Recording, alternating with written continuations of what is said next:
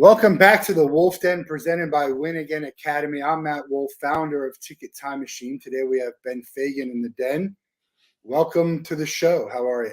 Doing well, doing well. I appreciate it, Matt. I'm excited to be here and looking forward to digging into some things today. Yeah, we are going to get into a bunch of stuff. But for the people in the audience who don't know who you are, a quick intro, and then we'll get to it. Awesome. Yeah. So I grew up in South Florida, Boynton Beach, Lake Worth area. Growing up, all I wanted to do was play baseball, wanted to play ultimately in the major leagues. Got the opportunity to play in college down at Lane University, a Division II school down in Boca Raton, Florida. So just across the street from FAU, if you know where that is. And it was an awesome experience. Studied journalism, got my master's in digital media. Started doing some freelance filming and editing, really enjoyed that. I still love the creative aspects of it, but, was looking for something that, fulfilled me a little bit more and, kind of checked a little bit more boxes off for me. And through that, I kind of began speaking with some different schools, local high schools, athletic programs. And around that same time, was able to publish my book, Flipping the Switch, How to Redefine Success to Find True Fulfillment, on all the lessons that I learned through playing college baseball. And obviously, so it's the connections with sports, but what I love about sports is its connections to all aspects of life. And so from those ideas and those lessons, I began doing more and more speaking, and that's what I'm doing today, is working with different athletic programs, different business organizations, schools, about this idea of redefining success, to find fulfillment, and touching on ways that we can eliminate burnout, be effective and efficient in our work. So having a good time, each and every single day that I get to do that, and do things like this, and hear different perspectives from all groups of people from all walks of life. Yeah, it's the first thing I would say is it's kind of hard to redefine success because it's really hard to define Mhm. success. And success, what does that mean to you? It means different things to almost anyone. If you ask anyone, you'll have a different answer.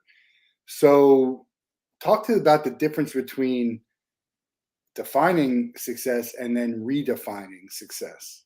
So I think the concept of like this idea of redefining success for me came, in my baseball career, because it was this journey to play at the next level, reach the, professional ranks, play in Major League Baseball. And I got to the point where I finished after college. And in fact, in my last at bat, with the game online, it was like one of those storybook, endings. I come up, 3-2 count. It really was all that. And I ended up striking out. And there was a photo of me taken right after that moment. This was my last college game. In my last at bat, I struck out, and I'm walking away, and the photo was taken moments after that, and there's a smile on my face. And that's become one of my proudest moments, because by all accounts and purposes, in that moment I failed, I lost, baseball was over for me.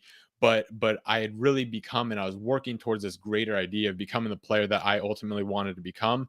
And so on paper, on like what the definition of success looks like was, in that moment, getting a hit, winning the game, reaching the next level, all of these kind of on paper versions of success. And so to be able to kind of walk away from the game, and to your point, I think that it was, when I say redefine success, it was also kind of changing my own personal definition of what success meant to me. And it was that ability to give everything that I had to something, which was baseball, that I love so much. And then when it was time to move on to the next, adventure in life, to be able to walk away with that sense of true and genuine fulfillment. Because I think that's one of the biggest, travesties in the world, to give everything to something, have it not work out exactly how you want it, and then feel like a failure, when Yeah, that's oftentimes the furthest thing from what you are. right. I mean, there's so many different levels of success in almost anything we do. I guess there are some things that are undoubtedly successful, and some things that it's how do I look at it.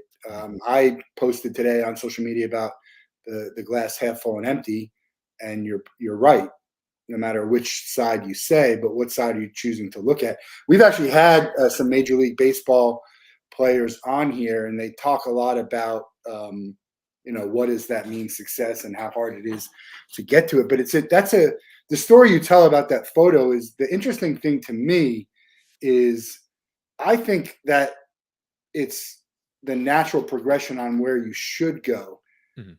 But it feels like your smile was instant when it should have, and I it should have been like disappointment, disgust, Mhm. happiness, and then smile. When you reflect on things, like when someone loses whatever, they'll be like, look, right now I'm upset, I'm disappointed, but when I look upon this, I'm going to be pretty proud about what we did and what we accomplished. What do you think? Why do you think you had that smile instantly, which is unusual? I don't think it's not right or wrong. It's just, I would say it's unusual. Yeah, and I think that's exactly why, like, that moment was so meaningful to me because it was like, "All right, I just like baseball was done for me. Like the competitive baseball was done, and instantly there was that smile. And I think that I was able to get to that point because for I probably in that moment more so than any other time in my baseball career, really, I was really allowing myself to just enjoy the game for the sake of playing the game. And I think that that had, I mean, I had that, throughout my career from little league, middle school, high school, college, because I wouldn't be playing, as long as I did if I didn't still enjoy it.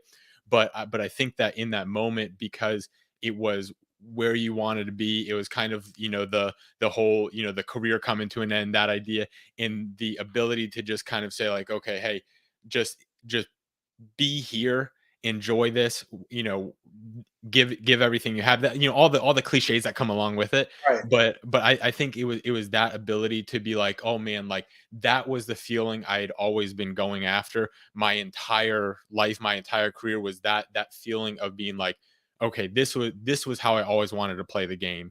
And I think to be able to experience that in that moment, and then especially, of course I'd be lying if I said I wouldn't have loved to get a hit, walk it Yes, off, of course. win. But to be able to have the strikeout to really like hammer home like, hey, the result was totally different than the outcome in my mind, in terms of, yeah, the result was the strikeout, but what I got out of it was like the experience of becoming the player I really was striving to become, whether I knew that was always the goal or not. I think that played a big part in why I was able to kind of have that more instant smile. But that could have been very interesting. You could have gotten a hit and you could have been instantaneously smiling and happy, and then maybe turn to some sadness on the realization that this was it. And also, you want to have that moment where I've never played basketball, whatever I do. But there would have been a difference of enjoying the moment if that last game didn't have, and that last at bat didn't have some meaning too. So it's interesting the way, who knows what could have happened and how you would have been, and maybe you would have went from, again, immediately happy to sad and reflecting, instead of just immediately reflecting. But either way, that propelled you into kind of doing what you're doing now. Mm. And my guess is you were preparing for that. It wasn't something that just went like this. Oh, maybe this is what I should do, this is how I feel. There was preparation and thinking and feeling about a certain way. Yeah, and I think I've had that same thought, from time to time, and I'll still have that thought every now and then about, oh, okay, what if I did get a hit? How would things change? And it's funny because, how I kind of got into the speaking side of things and realized like, hey, this is something really cool. This is a lot of fun. It started in one of my grad school classes. It was communication based class, and for one of the assignments we had to do a 10-minute story. It could have been on anything. And so I chose my last at bat and created a story there. And the kind of messaging and meaning behind it, I was like, oh man, it started with my mom saying, she's like, oh, you could share this with, some other people, everything. I was like, oh no, like, I don't know where, the connection is or the relevance is. But the more that I thought about it, the more that made sense. And I really enjoy, working with other people, the storytelling, getting to have those kind of interactions and relationships. And I always, of course, I like to think, regardless of what happened, I would try to make the most of it, and it would lead me in a different path. But I think that that's how it was such a foundational piece to me starting my speaking career, was that story of my last at bat where I struck out.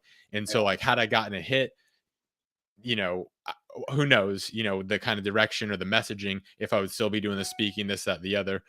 So it is a super interesting kind of thought of just how it kind of unfolded there. Yeah, I want to go back the first thing you maybe said was you always dreamed of being a major league baseball player. You played in college, which is a very good feat in athletics. It's not everyone can play college.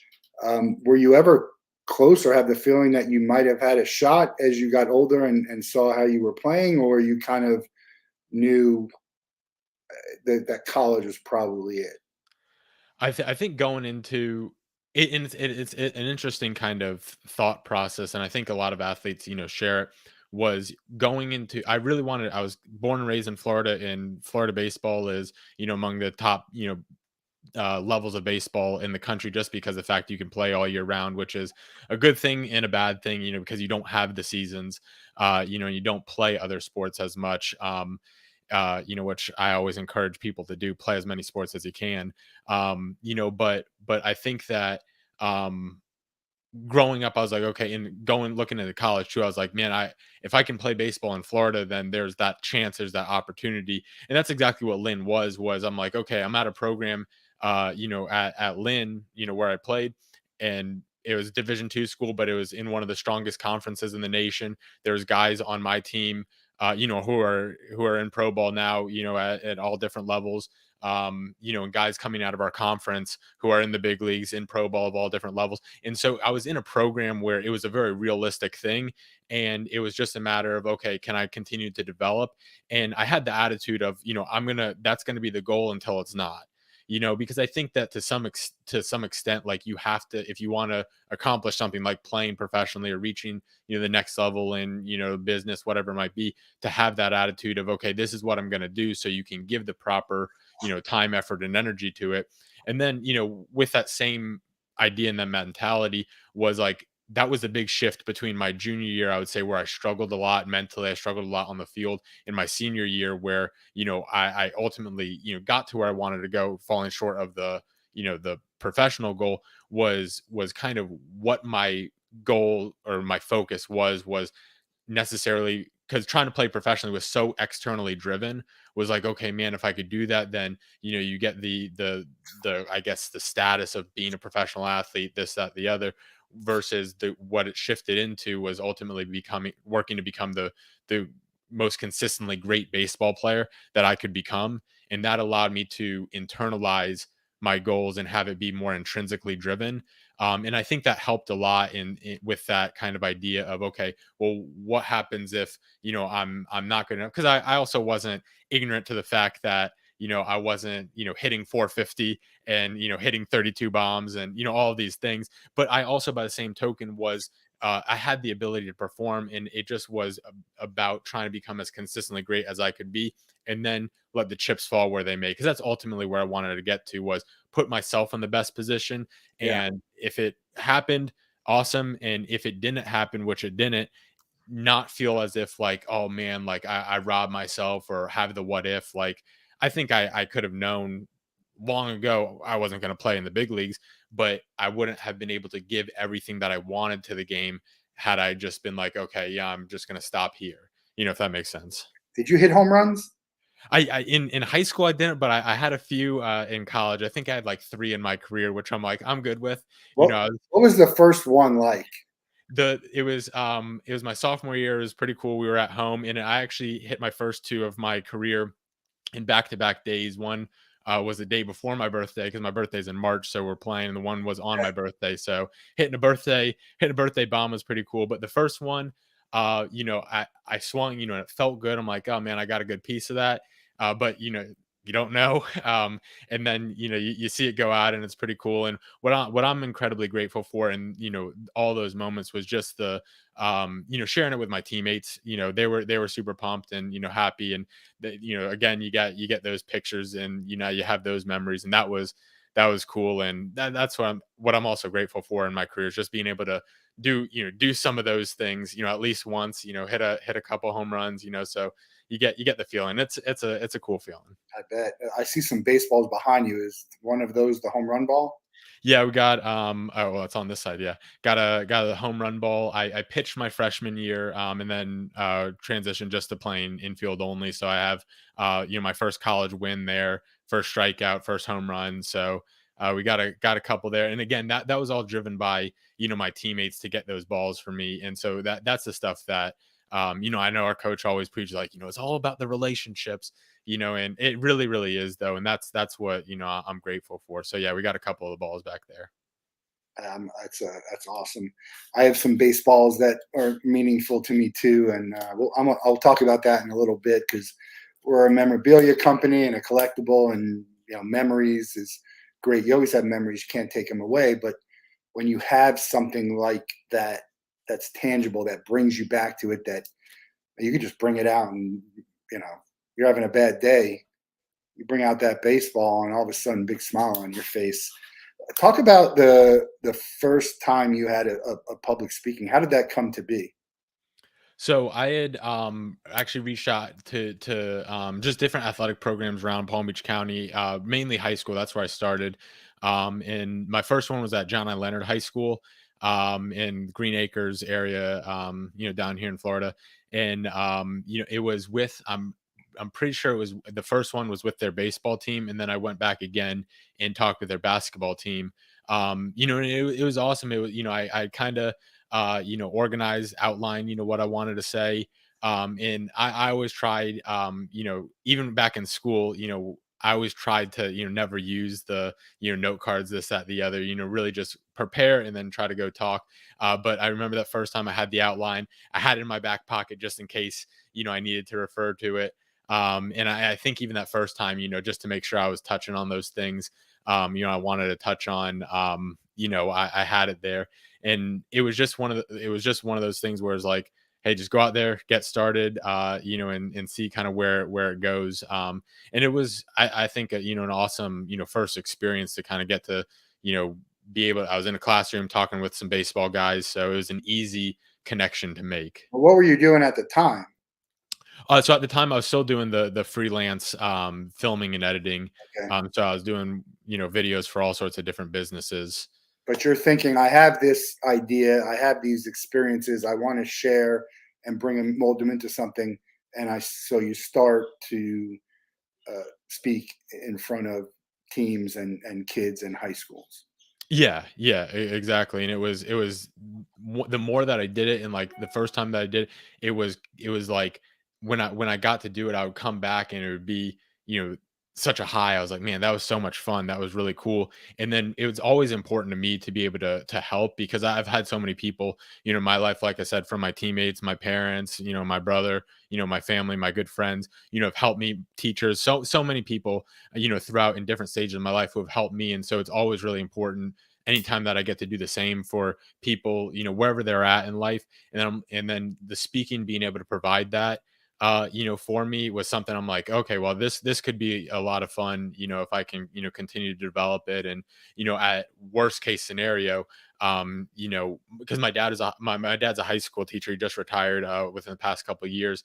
And I remember him always talking, and my mom always talking with him, is like, as a teacher, you always want to impact all the students you ever come across. But if you can really, really help one kid per year, you're doing your job, and you're making a really big impact. And I Yeah. try to adopt that same, attitude and mentality when I go speak. Is like, if I'm speaking in front of, 10 kids, 100 kids, 1,000, whatever it is, like, I want everybody to be impacted and I want to help everybody. But if I can really help and genuinely help one, then I'm like, okay, I'm doing my job. And I've been fortunate enough to, experience that, and, have the students, or have the players, or have the, people in these organizations, share some, nice takeaways with me. And the coolest thing is when it's not necessarily, the directed message that I was sharing, but they've interpreted it in a way, and they put it in a way, that fits into their life, and it's helped them. Because ultimately it doesn't matter, if how I say it, helps, or what I say helps. But if something clicks in their head and it makes a difference in their life, then I'm like,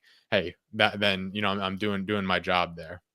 What's a great question that you've gotten from the audience while you're speaking? I would say the one that has really stuck with me was, I was speaking to a group of middle school students, and they were like middle school. It was like a leadership class, and I think the girl was in seventh or eighth grade, and she asked a question. She's like, I know that.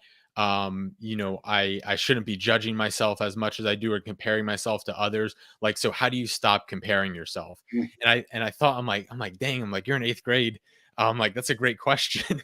And I told her, I was like, just the fact that like that you're conscious of it, I think is incredible. And we just talked about saying like, hey, that's just a natural, feeling. Naturally, we kind of look around, compare ourselves to each other. It's important to keep it in check. And we discussed some different ways, but that one has always stuck out to me just because of the situation. I thought it was, such a well thought out question. And for her, being in eighth grade, I agree. was super cool too. I, I'm always comparing myself to others in a way. I think it's natural. I don't know how you can avoid it, but what I Mhm. also do is compare myself to all the other people who are have way less than I have and who are not as privileged and um, don't have as good of the life and experiences that I do, and that kind of helps me, when I'm feeling a certain way, to really be able to hopefully stay grounded. I mean, we don't,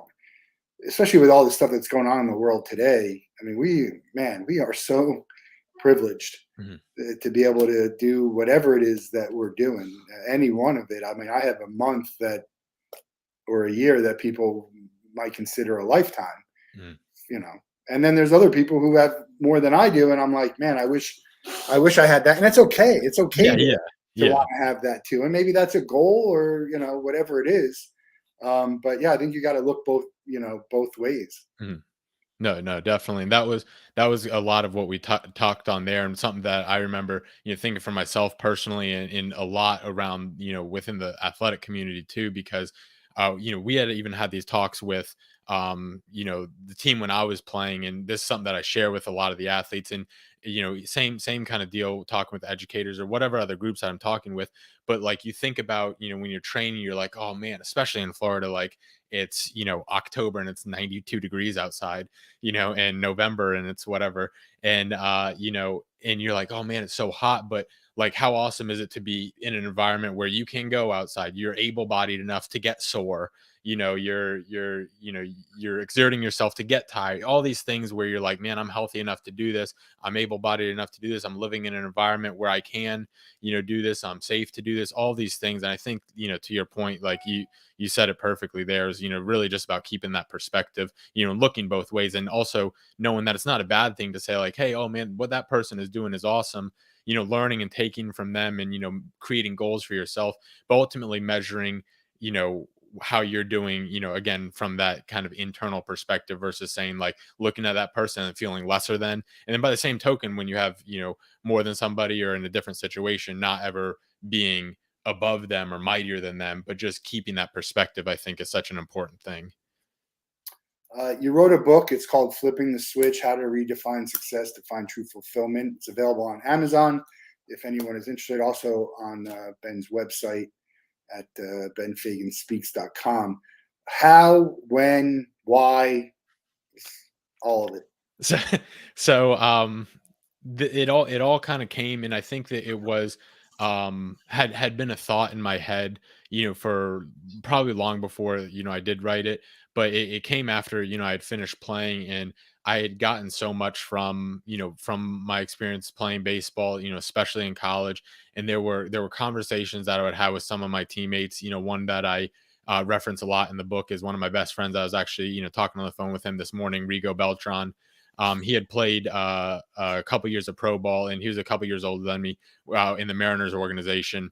And we would just talk all the time. And, so much of the ideas and the lessons, came from conversations that we had. And I was such, I believe so strongly in these ideas and lessons, how they helped me. And it was, you know, really important to me to, if I could help somebody else and share these lessons with other people, to do that.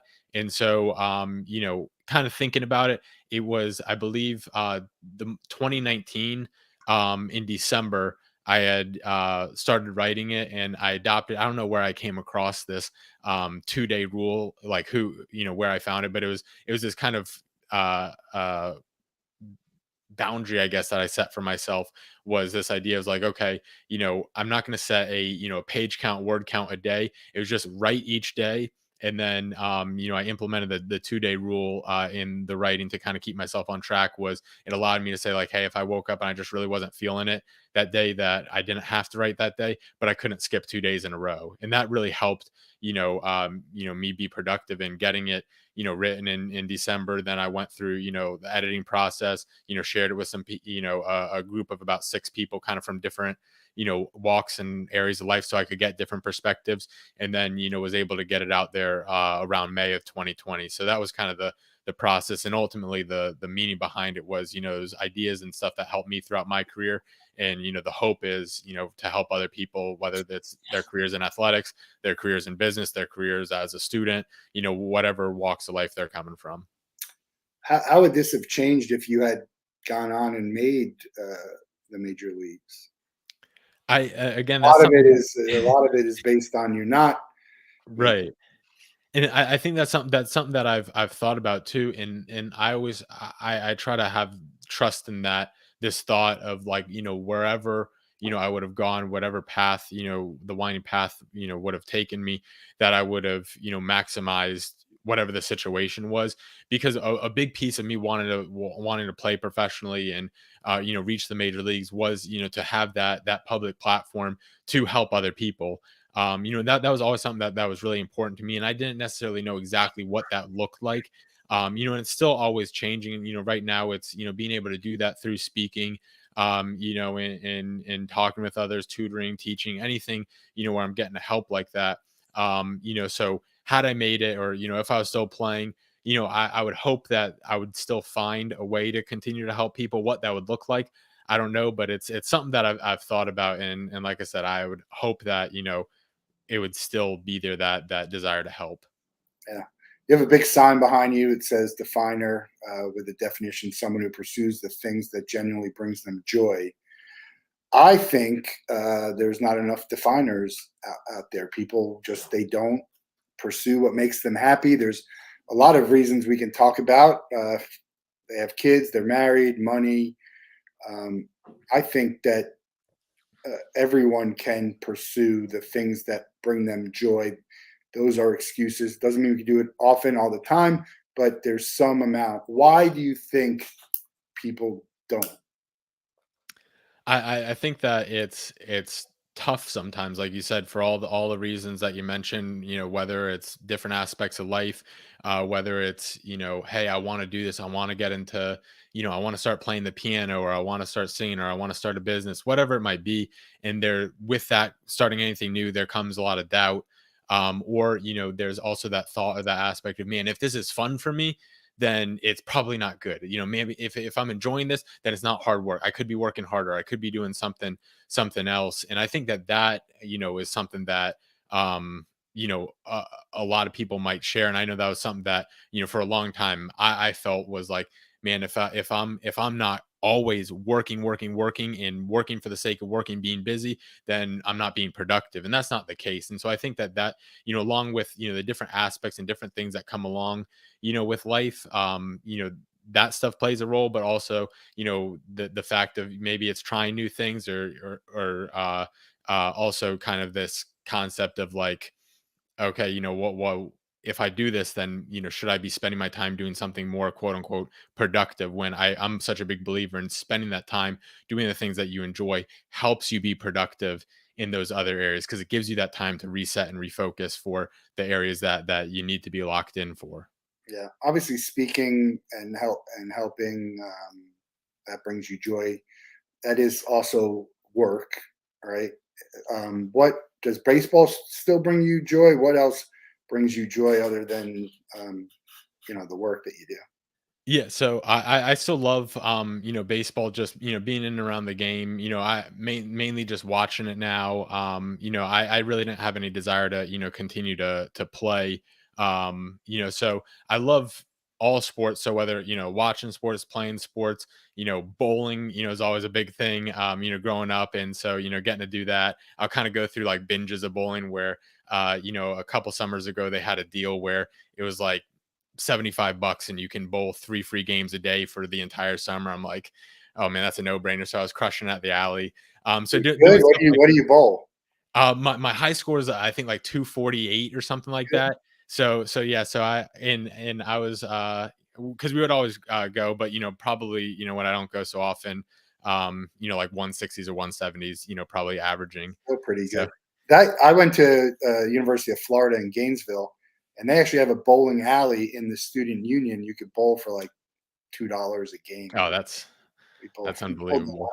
We both It's still there. We just had to visit. My niece is thinking about going. It's The bowling alley is still there.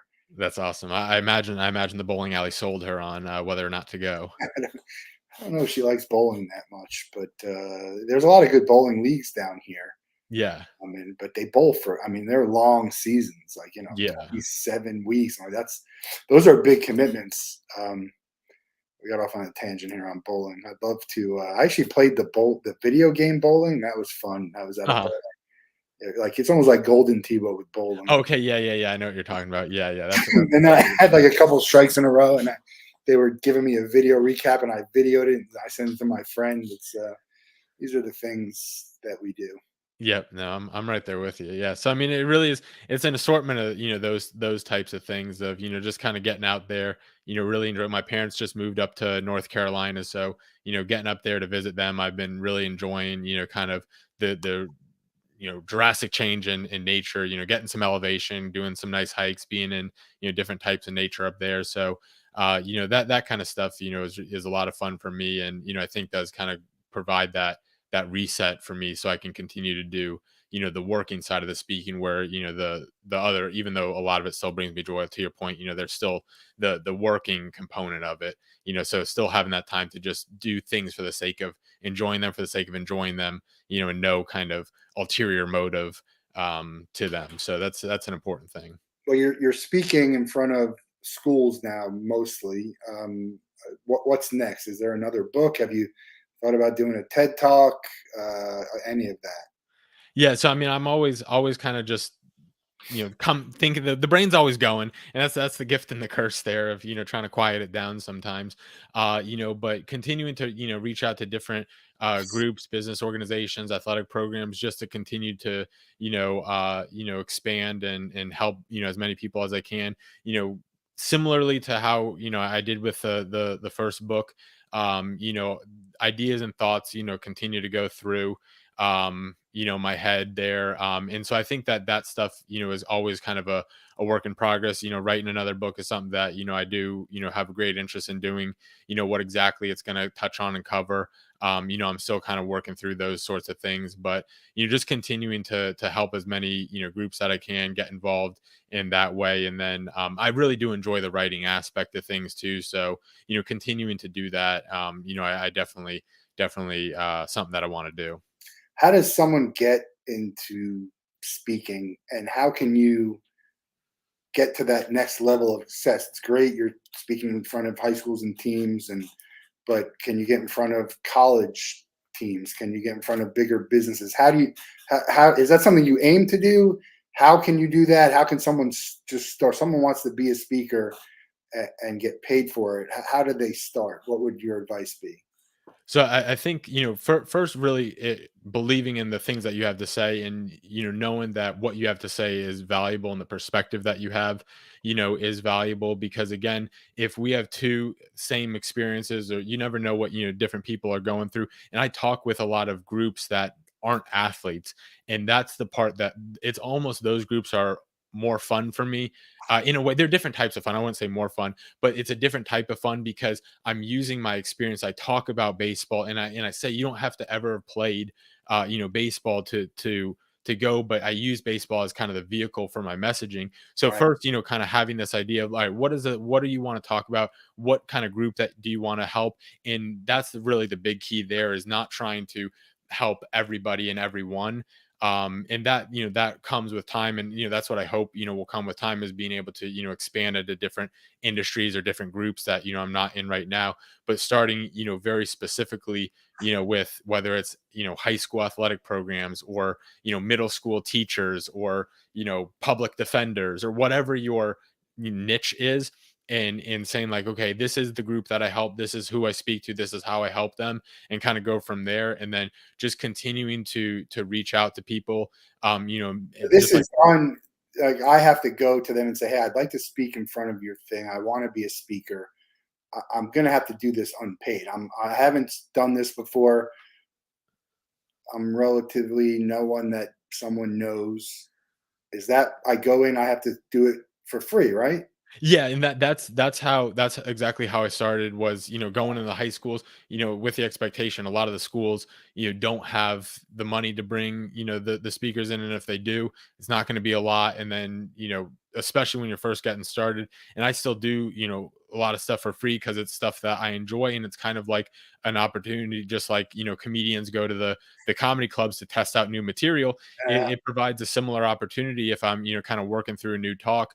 And I always learn, like, I had that instance where that eighth grade girl asked me that question. I don't know, what kind of questions I'll get asked, and those are the times where I really get to learn new things and help explain things in a different way if maybe it didn't click. But 100% it was, kind of reaching out saying, hey, I'd love to come do this. And you may even say, like, just on, up front, say, I'd love to come do this free of charge. And that takes the risk away, from whoever you're doing it as you're continuing to build it. And the benefit to you is you get to say, hey, I spoke at this yeah. organization. They do say if you can't give something away for free, you probably won't be able to sell it. Right, right. That's what they say. How has your speech or program evolved since you've started? And it's fine if it hasn't. If it's a great message and it resonates, and you still haven't given it to too many people, there's maybe no need to change. But how has it changed, or has it? Yeah, it's definitely changed a lot in the sense of the I'm giving a completely different talk than I gave, at the very first one, at John I. And still the big picture and the big idea, is still the same, but it's shifted much more toward. And this was kind of part of the evolution. Was I was pitching my talk as, I help, these groups redefine success for, to define true fulfillment, which is an awesome idea and something that I still truly believe in. But it's a much more difficult idea for decision makers, whether that's principals, athletic directors, HR managers, whoever it might be, to grasp, of saying, like, okay, yeah, the redefine success to find fulfillment, like, that's a good idea, that's nice, but it was difficult. I found, I wasn't getting as good of a response when I would pitch it. And so that kind of shifted. I developed a new talk, and that's the one that I give now, that circulates a lot more around how to eliminate burnout and remain effective and efficient in the work that we do. And I talk about this idea and this concept of life being like a quilt, and all the different squares in your quilt makes up another piece of who you are. And when I struggled as a baseball player, I was only viewing my life with one square, and that was baseball and baseball only. And so when I failed and struggled on the field, I felt that I was failing and struggling in all these other areas. And then when I got to the point I wanted to get to, I began to embrace all the other squares in my quilt for what they were. So when I was bowling, I wasn't bowling to become a better baseball player. I was out bowling, on our off day or on a Sunday, because it was fun for me. And Yeah. that allowed me to become a better baseball player. So the talk has changed and evolved in that way. And, I'm always kind of thinking of, different tweaks to continue to add and, have it resonate with different groups. You're too young to be burned out about anything. That's for that's for sure. Um, when I think about defining success and combining it with being fulfilled, that's a tall task, because the success mostly is going to be derived from finances, financial money, wealth, has always going to have to do something with your success. And the majority of people are making maybe a good living, but they're not really happy doing it. And that's okay too. Look, it's ends through me. You want a certain life, this might be the way to go. You can't always just find something that you really love to make the money. So how would you suggest people navigate towards those thoughts, on the difference between, do I go for the money? Do I want to be more fulfilled? I might have to make less. Sure, it's possible to do both, and you should go for both, but you might not be able to attain or achieve both. Yeah, well, I think it's having that conversation with yourself of saying, okay, well, what are my values? What do I want? And in understanding that there is no right or wrong, there is no good or bad. So if you want the money and you're okay, because and that was something that didn't make sense to me for a long time. Where I was like, man, I would, if it was friends, or you see people who are clocking in, clocking out, and working on jobs where they're like, man, this doesn't do it for me, but it's giving them the paycheck to live how they want to live. And then, the more that I've thought about it, I'm like, okay, that they're living how they want to live, and there's really nothing wrong with that. And so I think having that conversation with yourself of saying, okay, well, what is important to me? I want to live this way, or I want to make this type of impact. And just because, let's say you want the paycheck, and that's what gives you, the opportunity to live how you want to live, and the job is what it is, it's the means to an end for that. That really is not a problem. But I think understanding that, hey, what the job represents. So maybe I'm not getting my fulfillment from my career that's providing my income, but maybe I could get my fulfillment from the income that I have, being able to spend it how I want and do the things that bring me joy, spend time volunteering, spend time, traveling, whatever it is that gives me that sense of fulfillment and feels like, man, I'm doing the things I want to do in this life.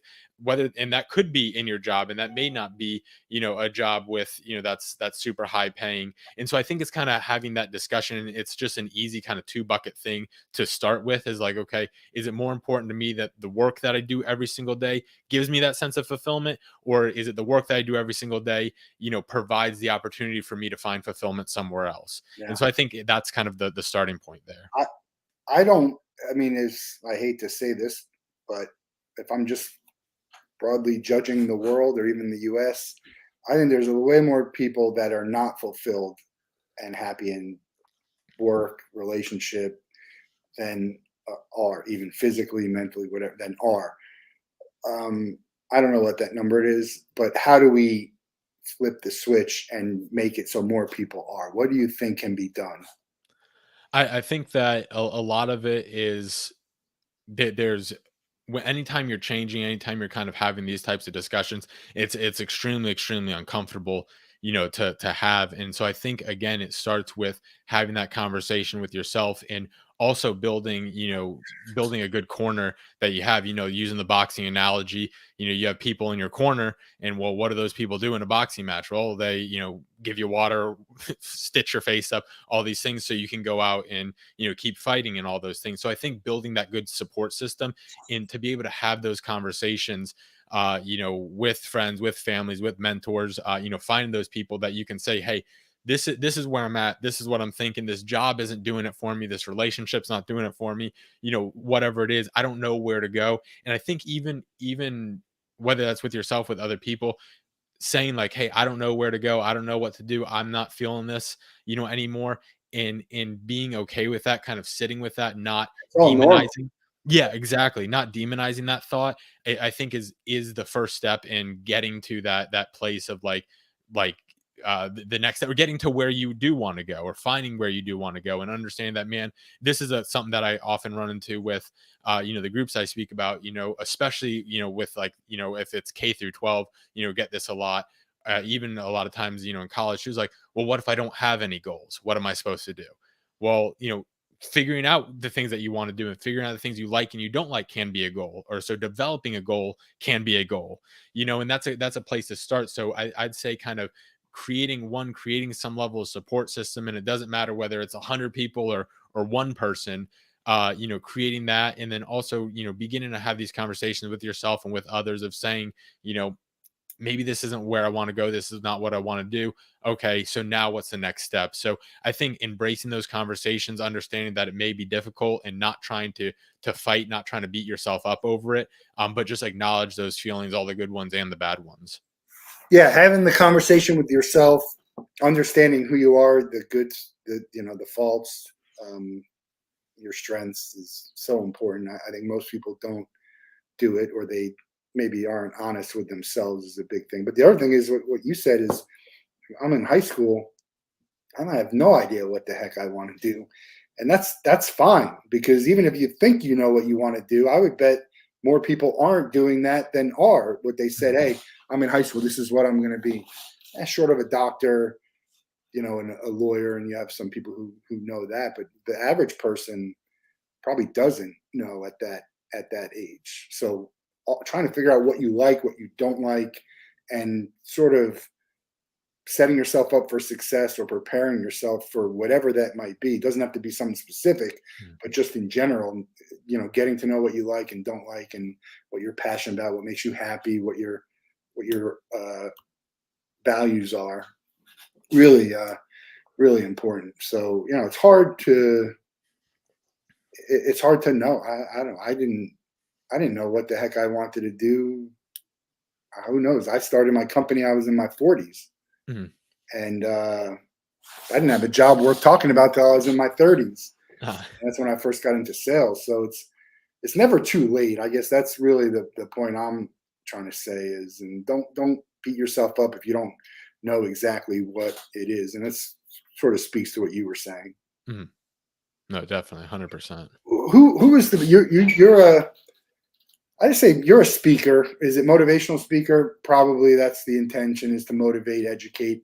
Who's the best speaker, whether it's motivational or educational, that you've ever seen live? To be honest, not this isn't live, but I love Inky Johnson. I don't know if you ever heard of him, but he's a former college football player. He played at University of Tennessee, and he's got an awesome story. He tells it much better than I will. But just to give like a little synopsis, he was on the fast track to play in the NFL. Was projected top 10 draft pick. Ended up making a tackle. Severed some very important ligaments, everything, going up in the shoulder, neck region, got rushed to the hospital, had to have emergency surgery, was on the brink of dying, and that sent him on this whole other track where he was, coming from, not having a whole ton, being able to make, a great living in the NFL to having it gone like that. And what I like about that is obviously there's the athletic connection there, from athletes, but I think he's just an outstanding storyteller, and that's what gets me going the most is the ability or the people who can really tell strong and powerful stories, and I think he does it with the best of them, and so What I've was it always enjoyed. about? What was it about this story? Because there's, I mean, it's a remarkable story, but there are so many people with remarkable stories like that in sports, outside of sports. We've had people like that on the show here, just crazy. Just you're watching it and you're like, wow, you're just amazed by how they are surviving and thriving. So what was it about his story? I think that well, one from like the storytelling perspective, he really bring you don't have to have come from his background, you don't have to have played sports, you don't have to have that connection, but he can create that connection for you and make you feel similar things that he was feeling, and really he paints a good picture, I think. And then talking about the messaging in his story, he one of his big messages, talks about, can you be committed to the process without being emotionally attached to the result. And I think that's such a cool thing because he shares how he went through this extensive rehab over a year 2 year without the guarantee of him regaining function in his arm. And so people told him like, hey, don't do it, it's not worth it because you're probably not gonna regain that function or whatever it may be. But it was an opportunity for him to say like, hey, these are the values I believe in, time to practice what I preach. And I think that's such a cool thing. And so I think from the storytelling perspective, his ability to relate and allow other people to relate to him, even if their experiences and background is nothing like him, never played football, didn't go through that injury, whatever it is, but you can still relate. I think that that's a sign of a great storyteller. And then I think his messaging, is incredibly strong too. Do you know who John O'Leary is? I've heard the name.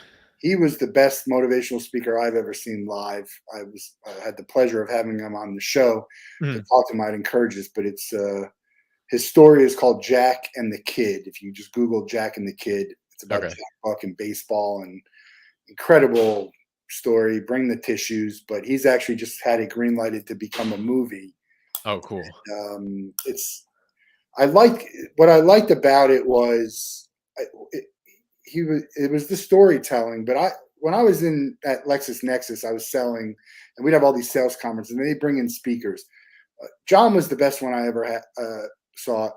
Frank Abagnale, who is the story behind Catch Me If You Can, was the second best. And then they have all these other people come and try and motivate you, and it's just real generic, like, hey, LexisNexis salespeople, we're going to sell this, and they don't really know anything about it. They're trying to personalize it, but there's really no need to do that. Mhm.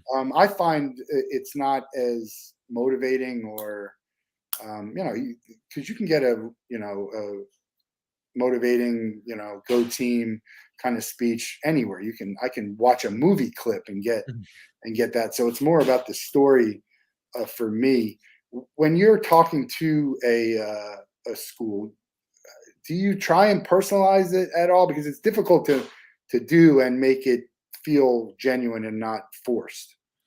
Yeah, I would say that the core of the talk remains the same, and the personalization comes from the examples that I use. And so, like, if I'm talking with a group of athletes, I'll use athletic based examples. If I'm talking to just general student bodies, I'll use that. If I'm talking to a business organization, I'll use more business type examples. And again, nothing about things that I don't know, or trying to make those stretches.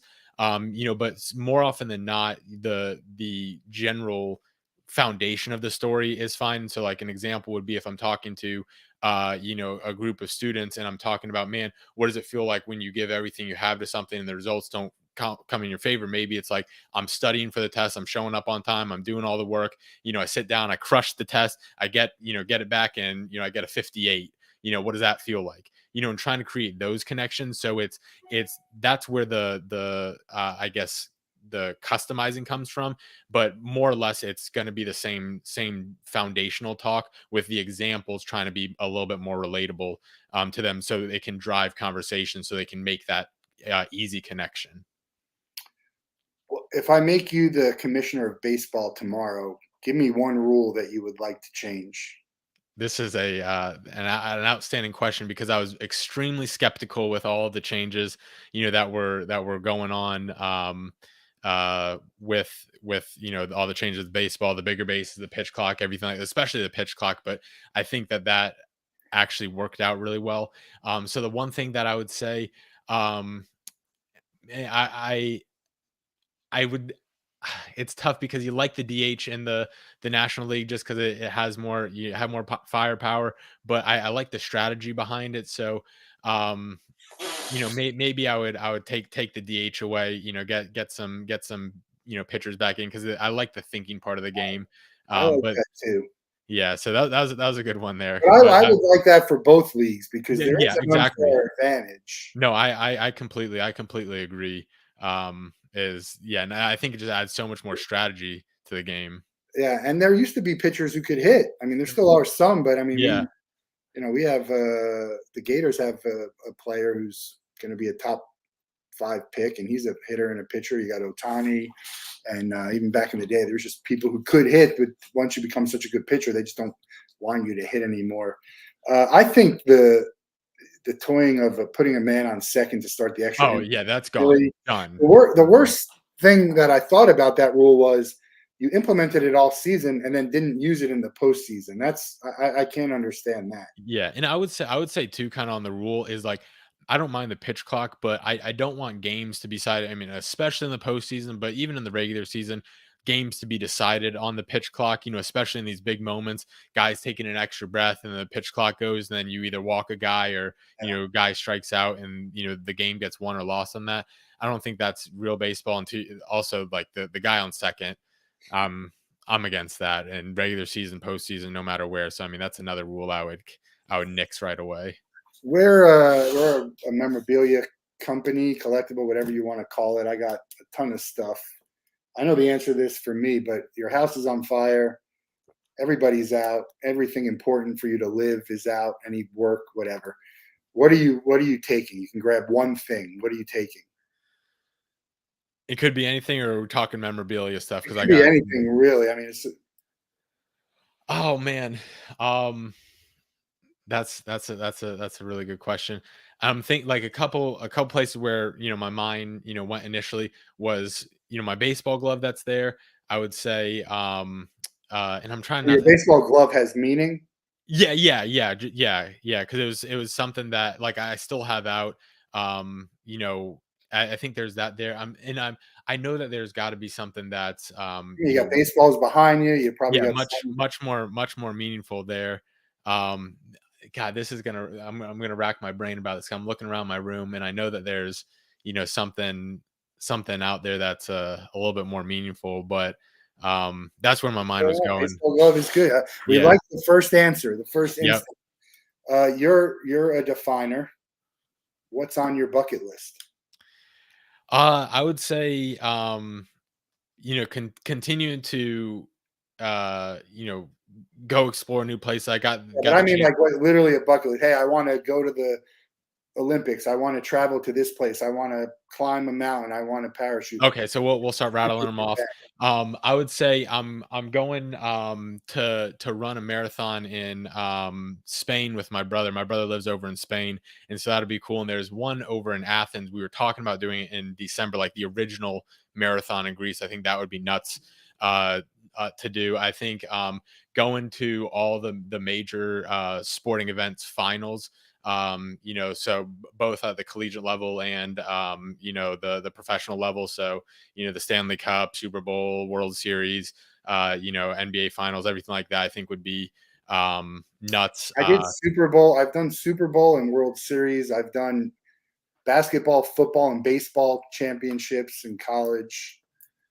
So I'm getting there. You get, and I will say one of my top sporting events of all time was, it was a Florida Ole Miss game. It was the first Florida football game I ever went to, and as the 90,000 people at the Swamp just going bananas. Is that the one Um, that Tebow lost? no, no, it was after Tebow. Yeah, it was long after, because I was in college, so yeah, long after Tebow. That would have been crazy too. I But was there. I have here it is. My ticket from that game, oh man, that's signed unreal. by Tebow. That's so cool. Yeah, that's Yeah. probably my one of my favorite, probably my best, the best ticket I have for sure. Mhm. But this is up there when it comes to what I would bring. I have some baseballs that my dad gave me that are signed by like Jackie Robinson and some other. I Oh mean, yeah. I don't know. I can't remember how he got them. And they're worth money, but nothing I would ever sell, and because it's not life changing money. Mhm. But yeah, that's up there for me. Um, what would you play as a sport if it wasn't baseball? If you could Tennis, pick a sport, 110% tennis. tennis. Yeah, every year when, I love watching, all the sports, but the majors, for tennis, I was watching the US Open when it was, a couple months ago, and I know, like, I know for a fact, because I've gone out there and try to play tennis, and I always look, I'm like, man, every time I watch it, I'm like, man, I could go out there and crush it, go Yeah, out there and like can't get a serve over the net. yeah, But I love the intensity of it. I love, and I think it's cool. It would be cool to kind of play an individual sport, just as a different dynamic. But I love everything about watching tennis. So I think it would be tennis for sure. good. Is Otani going to pitch again? I think so. Obviously, he has to get healthy, everything like that. But he's dominated on both sides of the ball. He's done that multiple times. Multiple seasons. So it's not like a fluke. So yeah, I think he will. Does he stay with the Angels? That's tough. I mean, like, I want him to, because I want Trout, and I want him. I'd love to see them in postseason. I don't think that should affect, especially on the Trout side of things. I don't think it should affect his legacy, as one of the greatest baseball players. I'd love to see the Angels in the postseason, and I think Otani. Anytime you have Otani on your team, it should help. So hopefully they keep him. Hopefully they build around him. You never know though, so it's tough to say. It's my other ticket. I was at the Trout. One of the best moments I've ever been to was Otani Oh, striking out Trout in the wow. World Baseball Classic. That's Just that moment. crazy. The whole game itself was cool, but that moment, Yeah. I think if Otani stays healthy, he's going to be the greatest baseball player in the history of the game. Oh, That's my bet, 100%. if he Yeah. stays healthy, and I'm excited to see it. I hope it happens, but we'll find out. We're going to let you out of the Wolf Den with the same question everybody gets. You can spend 24 hours with anybody in the world, but they have to be alive and you can't be related to them. Who would you choose, and what would you guys do? Somebody had asked me a very similar question. I was like, I knew exactly, who it was. I would say, and I know I'm missing a ton of people, but I think J. Cole, the artist, Rapper? Yeah, the rapper J. Cole. Just because that's something that I've always been fascinated with. He's one of my favorite artists, and I love the creativity that goes into the lyrical writing. What we would do, um, I don't think I would rap, but I would love to kind of check out, talk about his thought process, just kind of hang out. I know he's got the basketball court at his house. Maybe shoot some hoops, stuff like Is he that. the one who played in the basketball? Yeah, The yeah, he did, in it was I think it was like the African League or Yeah, something. yeah. Yeah, so him, and again, basketball far from my forte, but, it was funny because somebody had asked me that question, and I was thinking about it, I'm like, "Hey, that would be kind of a cool person to That'd be kinda great. No hang one's out with." mentioning the 311. I think that's the first J. Cole mention we got. We're going to throw him on the list, and we'll There see you what. go. So if you got enough money and power and influence, you can make any of this happen. So we'll see. But check out benfaganspeaks.com. The book "Flipping the Switch" available on the website and on Amazon.